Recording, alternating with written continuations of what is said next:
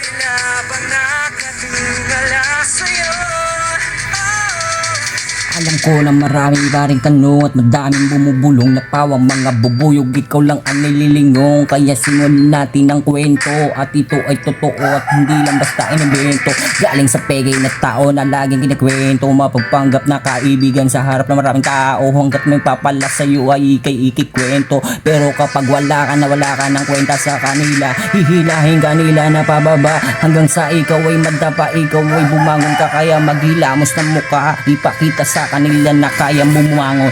Lagi nang mag-isa, mga pangarap mo ay abutin parang ibon na malaya sa atin. Alam ko naman na kaya mo na rin, kaya wag kang susuko, dapat mo na rin natuparin ang mga mapanghusga sa iyo. Wag mo na lang napansin, kaya kung kikilos malayo ang mararating.